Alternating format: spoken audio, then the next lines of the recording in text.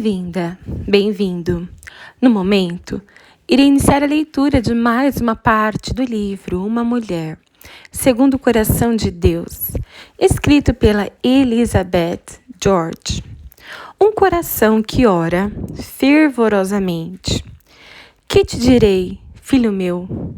Que te direi, ó filho de meus votos? Anseie pelo nada e você o alcançará sempre. Esta afirmação me caía como uma luva antes de eu encontrar direção na palavra de Deus. Até determinado momento, eu não fazia nada em casa para instruir minhas filhas, mas depois de encontrar a orientação divina, passei a agir a todo vapor. Levei a sério minha descoberta feita recentemente acerca da determinação de Deus para pregar e logo, como família, estávamos nos concentrando na palavra de Deus, incutindo-a nos nossos corações. Escolhemos versículos para memorizar juntos. Catherine e Courtney começaram a fazer seus próprios momentos a sós com Deus, além das nossas devocionais familiares, e todos nós apreciamos muito as maravilhosas histórias da Bíblia que compartilhamos várias vezes durante o dia. Foi emocionante centrar o nosso lar e as nossas conversas em Deus. Mas minha caneta marca-texto de tinta cor-de-rosa fez outra parada, dessa vez em Provérbios 31. Que te direi, filho meu? Filho do meu ventre, que te direi, filho dos meus votos? Estas eram palavras de uma mãe, portanto deveriam conter uma mensagem para mim, mas não podia imaginar o que seria. O que você acha que significa esse versículo? No final, esse versículo provou ser o aspecto mais desafiador da minha tarefa em Deus. O desafio continua até hoje. Bem, verifiquei os livros do Jim, fiz algumas viagens à biblioteca do seminário, até começar a entender a verdade escondida neste versículo e a mensagem que teve para mim como mãe. Finalmente, vi que ele apresenta mais duas paixões que resumem o meu compromisso de mãe. Primeiro, esse versículo me fala que eu sou designada por Deus para orar por meus filhos. Paixão pela oração. Provérbios 31, 2 revela o cuidado da mãe pelo bem-estar do filho. Ele é o filho dos seus votos, o que significa um filho que ela pediu a Deus na oração e o dedicou a Deus, como Ana fez com Samuel. Filho dos meus votos, ênfase acrescentada também sugere que o seu filho era objeto dos seus votos, das suas orações diárias. Um filho de muitas orações. Como observou um comentarista, dedicação e instrução maternas incluem a base da instrução religiosa, a solene dedicação de seu filho ao serviço a Deus e a repetida e mais sincera oração ao seu favor. Seu filho não é só uma descendência sua, ele é o filho dos seus votos, pelo qual ela tem gasto sua mais ardente devoção. Quão adorável é a imagem de uma mãe que pensa, age, ama, fala e ora com o coração grande, o coração apaixonado. No seu amor, ela pede a Deus por um filho, dedica o filho a Deus e então lhe ensina os caminhos do Senhor, os quais foram discutidos por nós no capítulo anterior. Mas a paixão da mãe por Deus e por educar o filho no caminho do Senhor não para com a sua mera instrução. Ela também fala com Deus no nome do filho. Os desejos do seu coração de mãe vão mais fundo e mais alto do que ensinar e treinar o básico. Ela é uma mãe que ora, que se esforça muito para desenvolver um caminho íntegro com seu Deus, de forma que possa orar efetivamente pelo seu filho. Como uma mulher segundo o coração de Deus, ela é vigilante acerca dos seus próprios passos com Deus, tratando todo e qualquer pecado na sua vida. Voltamos à nossa primeira prioridade, para estar preparada para entrar na santa presença de Deus e interceder pelo Filho amado. Deixe-me compartilhar como comecei a viver diariamente, por toda a vida, o compromisso de andar com Deus e orar a Ele. Como mãe cristã, e você, tenho certeza, eu queria desesperadamente que as minhas filhas aceitassem o Salvador que eu amo. Minha mais elevada aspiração era que a Catherine e a Courtney se convertessem. Mas isso era algo que eu não poderia fazer acontecer. Só Deus pode fazer isso. Assim, não tinha a quem recorrer a não ser a Deus, com este desejo sincero para as minhas filhas. Cada manhã ao acordar, eu sabia que estaria pedindo a Deus, durante meu tempo de oração, que Ele tocasse no coração das minhas filhas e os abrisse para Jesus. Eu também sabia que a palavra de Deus diz: se eu no coração contemplar a vaidade, o Senhor não me teria ouvido. Salmo 66. Eu não queria que meus pecados e minhas faltas impedissem Deus de ouvir a minha súplica pelas minhas filhas.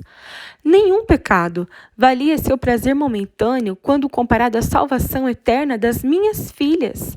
Eu queria algo muito maior que o breve prazer que vem com falar, o que vem à mente, que vem com o ódio, escolhendo não me submeter aos planos do meu marido na nossa família e à multidão de outros pecados que poderiam fazer com que eu me sentisse bem por um instante.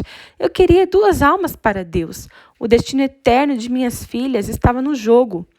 É assim o pensamento da Santa Mãe de Provérbios 31, quando ela fala de seu filho como filho dos seus votos. E assim é o pensamento que você e eu precisamos ter em relação aos nossos filhos. Devemos nos comprometer a manter a vida santa, pois a alma de cada filho está envolvida.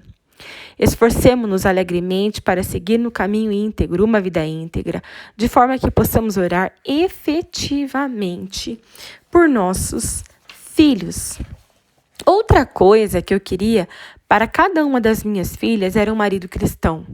Novamente, por eu não poder fazer isso acontecer, mais uma vez eu me dirigi a Deus no pedido ardente, exatamente assim. Afinal de contas, meu papel era ser uma mãe que se empenhasse em caminhar com Deus.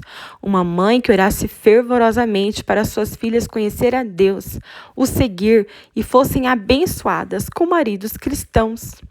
Tenho certeza de que as seguintes afirmações são óbvias, mas de qualquer forma eu repetirei. Primeiro, eu não orei por Catherine e Courtney todos os dias, mas meu profundo desejo pelo seu desenvolvimento espiritual estava lá diariamente, e ainda está.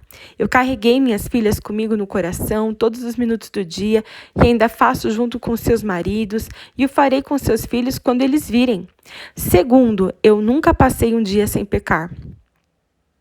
Mas, por causa de Catherine e Courtney e dos meus desejos para que elas andassem com Deus, eu me esforcei e ainda tento andar de maneira íntegra, de acordo com o padrão de Deus e não com o padrão do mundo ou com o meu próprio padrão. Levei a sério e ainda faço os mandamentos de Deus para me afastar de comportamentos pecaminosos e me aproximar dos que agradam ao Senhor e que reflitam Cristo. Todos esses esforços me preparam para orar ao lado de minhas filhas, mas apesar de ensinar os nossos filhos a palavra de Deus e os seus caminhos, veremos isso depois. Orar é tudo o que você e eu podemos fazer. Sim, mas como? Como uma mulher, segundo o coração de Deus, desenvolve um amor pela oração e o compromisso de orar pelos filhos, como você e eu podemos nos orientar para cumprir a tarefa de orar por nossos filhos e filhas, aprendendo com mães e avós dedicadas à oração. Exemplos reais de vida podem encorajar-te e servir de modelo para que você desempenhe o seu papel de mãe que ora. Logo após a conversão de Billy Graham, sua mãe separou um tempo diário para orar somente por Billy e pela chamada que ela acreditava que ele teria. Ela orou continuamente, sem faltar um dia, por 7 anos, até que Billy estivesse a caminho de se tornar um pregador, um evangelista. Então ela passou a basear as suas orações em 2 Timóteo, pedindo que aquilo que ele pregasse tivesse a aprovação de Deus. Leroy Ames, da equipe dos navegantes, teve um amigo cuja mãe orava por ele durante 1 hora por dia desde que ele nasceu. Jane Hendricks, esposa do Howard Hendricks, professor do Seminário Teológico de Dallas, passou uma estação do ano em intensa oração por um de seus filhos. Durante a recente adolescência, seu filho passou pelo que Jane chamou de um período de blackout. Ficou apático, mal-humorado, deprimido, comunicando-se apenas com respostas monossilábicas. Este foi um dos períodos mais traumáticos de minha vida, admitiu Jane.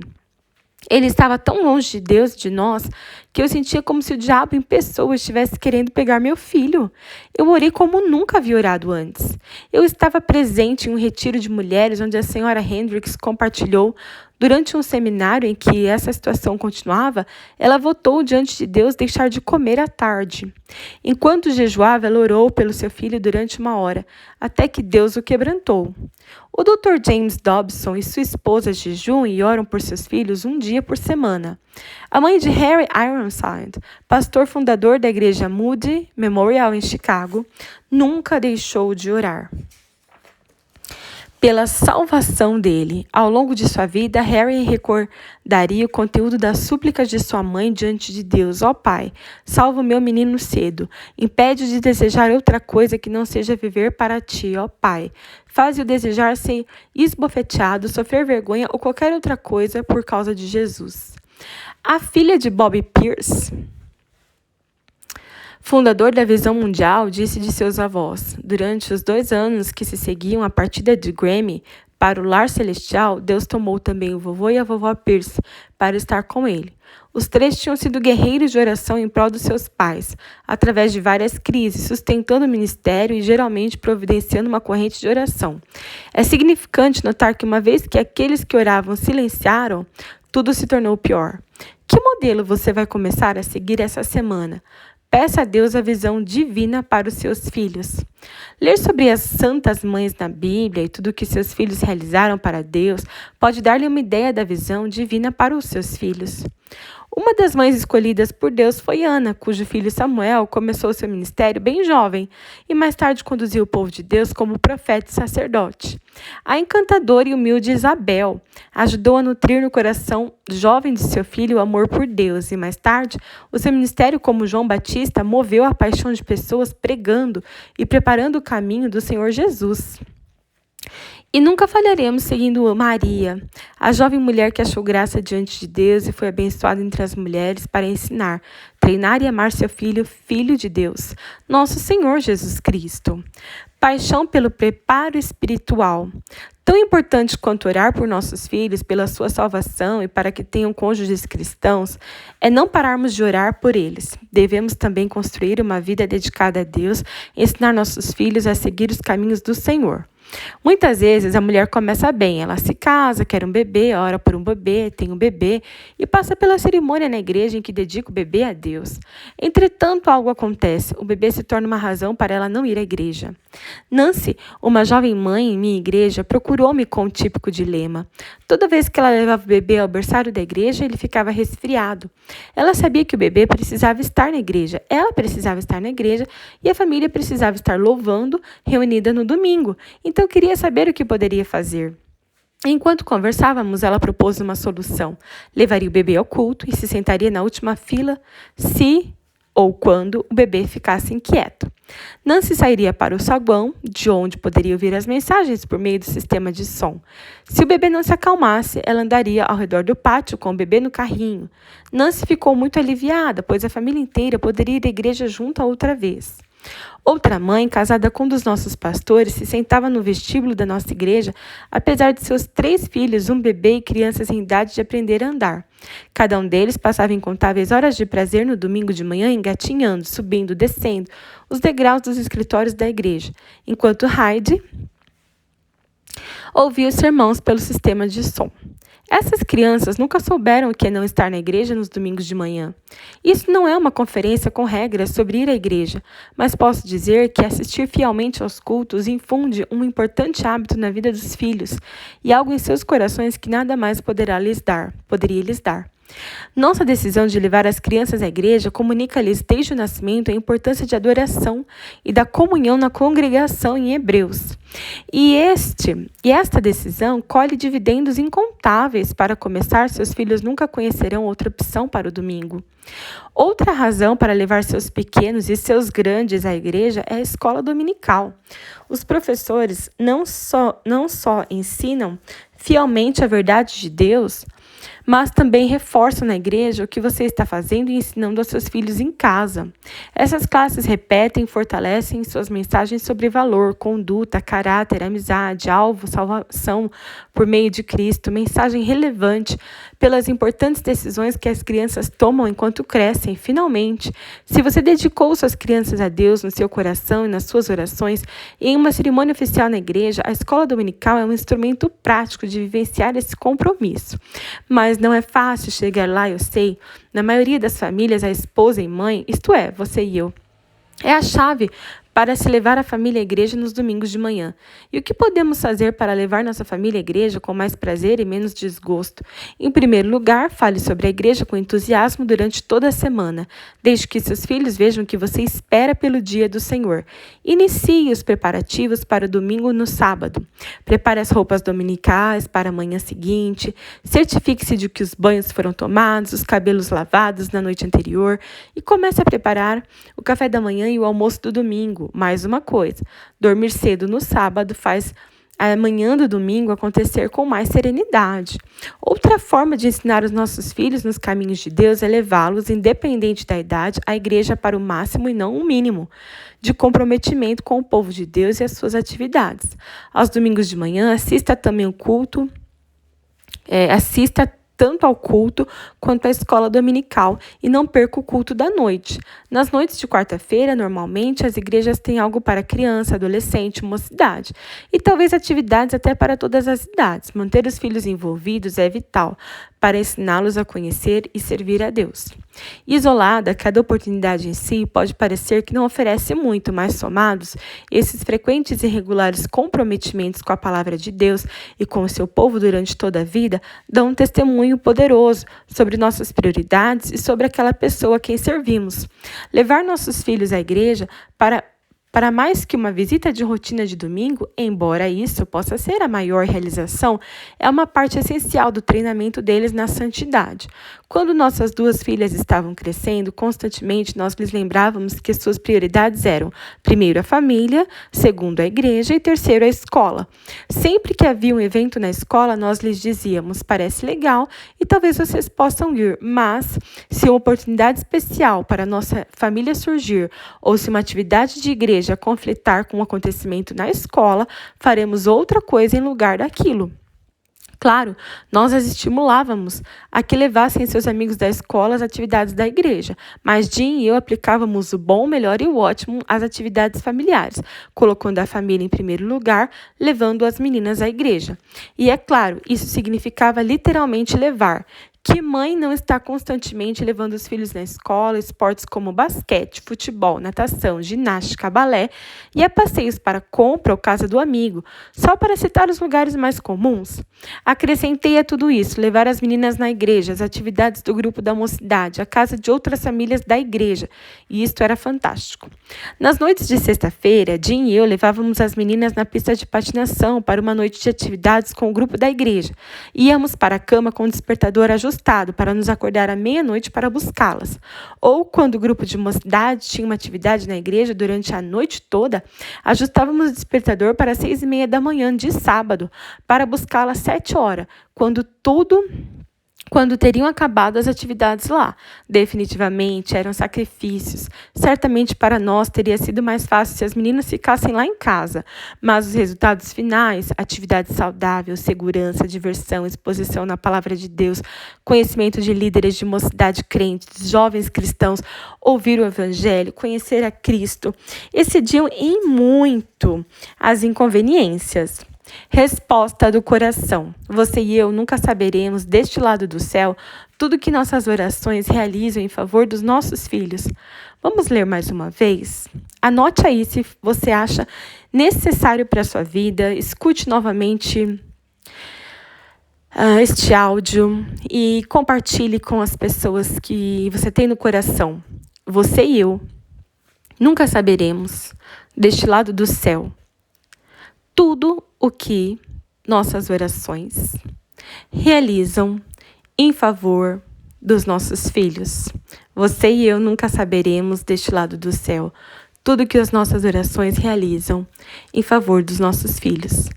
Verdadeiramente, a oração eficaz e ardente de uma mãe íntegra vale muito para Deus. É tarefa de Deus trabalhar nos corações dos nossos filhos, mas é nossa tarefa fazer dos padrões de Deus os nossos padrões e então caminhar por eles. Você pode pensar em alguma área da sua vida que não se encaixa nos critérios de Deus? Mais uma vez, este é um assunto deste livro: tornar-se uma mulher segundo o coração de Deus. Eu oro para mim e também para você, para que demos valor à palavra de Deus, à sua sabedoria e seus caminhos, de forma que possamos nos achegar confiadamente junto ao trono de graça pelo bem de nossos filhos. A Bíblia também nos diz para examinarmos a nós mesmas. Você e eu precisamos fazer isso frequentemente.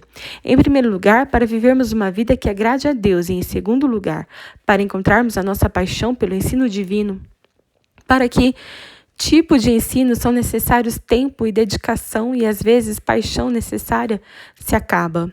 Você já se comprometeu a levar seus filhos na igreja para que eles possam descobrir a verdade, não importando o que isso custe para você? E você já se comprometeu a levá-los à máxima revelação de Deus, a sua verdade e ao seu povo, independente do sacrifício que você precise fazer? Você pode olhar adiante e prever o impacto que podem exercer nos seus filhos as decisões diárias que você toma para ensinar-lhes santidade? Nunca é tarde para entregar a Deus qualquer área de fraqueza no seu coração ou no seu papel de mãe. Tudo começa com você e no seu coração, segundo Deus. Mas ainda bem que esse processo não para aí. Deus é o seu parceiro, desejoso, capaz para criar os seus filhos para conhecê-lo, para amá-lo, para servi-lo. Vamos ouvir mais uma vez? Anote isto se for necessário. Nunca é tarde para entregar a Deus qualquer área de fraqueza no seu coração ou no seu papel de mãe. Tudo começa com você e o seu coração segundo Deus, mas ainda bem que este processo não para aí. Deus é seu parceiro, desejoso e capaz para criar seus filhos, para conhecê-lo, para amá-lo e para servi-lo. Obrigada por acompanhar a leitura de mais uma parte do livro Uma Mulher Segundo o Coração de Deus, escrito pela Elizabeth George.